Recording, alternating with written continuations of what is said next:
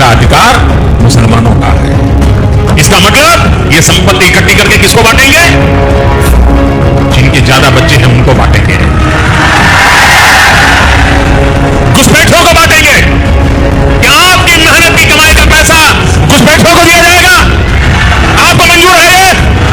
ये कांग्रेस का मैनिफेस्टो कह रहा है कि वो माता और बहनों का सोने का हिसाब करेंगे, उसकी जड़ती करेंगे, जानकारी लेंगे और फिर उस संपत्ति को बांट देंगे और उनको बांटेंगे जिनको मनमोहन सिंह जी की सरकार ने कहा था कि संपत्ति पर पहला अधिकार मुसलमानों का है। भाइयों बहनों, ये अर्बन नक्सल की सोच, मेरी माताओं बहनों, ये आपका मंगलसूत्र भी बचने नहीं देंगे, यहां तक जाएंगे। नमस्कार, मैं रवीश कुमार। भारत के प्रधानमंत्री नरेंद्र मोदी अगर झूठ ना बोलें, उनके भाषण में नफरती इशारे ना हो तो उनका भाषण पूरा नहीं होता। आमतौर पर प्रधानमंत्रियों के भाषण की आलोचनाएं होती हैं, लेकिन मोदी पहले प्रधानमंत्री हैं जिनके हर भाषण के बाद देखा जाता है कि उसमें कितना झूठ है, उसमें कितनी नफरत है। मुसलमान उनके भाषण में ना आए तो लगता ही नहीं कि उनका भाषण है। वे खुद ही साबित किए जा रहे हैं कि उनकी राजनीति की बुनियाद ही इस नफरत पर खड़ी है। उसी के सहारे चुनाव जीतते रहे हैं, उसके बिना नहीं जीत सकते। राजस्थान के बांसवाड़ा में प्रधानमंत्री का बयान शर्मनाक और झूठ के अलावा नफरती भाषण की कैटेगरी में भी आता है। नफरती भाषणों को लेकर सुप्रीम कोर्ट ने कई बार सख्त टिप्पणियां की हैं और आदेश दिए हैं। प्रधानमंत्री मोदी ने वोट के लिए पहले भी ऐसे कई बयान दिए हैं। कभी कपड़ों से पहचानने की बात की है तो कभी इशारों में कुछ और कहा है। लेकिन इस बार उनका यह प्रयास और बयान बता रहा है कि वे 100 चुनाव जीत जाएं, लेकिन बिना मुसलमान, मुस्लिम लीग, मस्जिद के वे एक भाषण नहीं दे सकते हैं। हमने पहले के वीडियो में भी बताया है कि प्रधानमंत्री के भाषण से मुसलमान और मछली जैसे मुद्दे निकाल दिए जाएं तो कुछ भी नहीं बचता है। भारत माता की।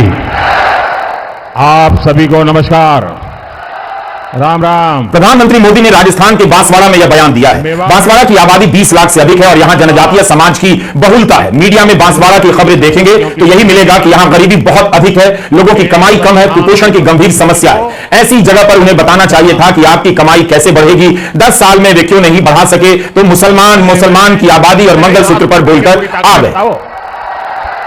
क्या राजस्थान के इन जिलों का विकास मुसलमान या मुस्लिम लीग जैसे बातों से हो सकता है? बांसवाड़ा का प्रधानमंत्री का भाषण बता रहा है कि वे मुसलमान के खिलाफ नफरती बात किए बगैर भाषण नहीं दे सकते हैं। उनकी राजनीति का मूल ही यही है। द वायर ने रिपोर्ट किया है कि प्रधानमंत्री की वेबसाइट नरेंद्रमोदी.in पर अंग्रेजी में इस भाषण का सार प्रकाशित किया गया है, लेकिन इसमें संपत्ति को मुसलमानों के बीच बांटने की बात नहीं है। केवल यही लिखा है कि महिलाओं का सोना बांट दिया जाएगा, लेकिन यह नहीं लिखा गया है कि मुसलमानों में मंगलसूत्र बांट दिया जाएगा। अंग्रेजी से क्यों हटाया गया, हैरानी जताई जा रही है। ट्विटर पर कई नागरिक चुनाव आयोग को उनका भाषण टैग कर सवाल पूछ रहे हैं। आयोग कब जगेगा, इस पर कार्रवाई कब होगी? लोग यह भी लिख रहे हैं कि क्या करेगा, उन्हें जवाब भी मालूम है। कई लोग इस भाषण के कारण प्रधानमंत्री के खिलाफ मुकदमा दर्ज करने की मांग कर रहे हैं। मुख्य चुनाव आयुक्त राजीव कुमार, चुनाव आयुक्त ज्ञानेश कुमार, चुनाव आयुक्त सुखबीर सिंह संधू हैं। लोग इनकी तस्वीरों के साथ पूछ रहे हैं कि क्या आयोग कोई सख्त कदम उठाएगा या इसे अनदेखा कर देगा। उठाएगा तो कब उठाएगा, तुरंत या चुनाव के बाद, या उठाएगा ही नहीं? क्या प्रधानमंत्री नरेंद्र मोदी विकास की बात पर चुनाव जीत ही नहीं सकते? उनके लिए जरूरी है कि मुद्दा भावुक हो। 2019 में पुलवामा के बाद शहीदों के नाम पर वोट मांगा गया, मिल भी गया। पुलवामा के शहीदों की पत्नियों के मंगलसूत्र का भी सवाल है। लोग तो यह भी पूछ रहे हैं कि पूर्व राज्यपाल सत्यपाल मलिक के आरोपों पर जांच क्यों नहीं हुई।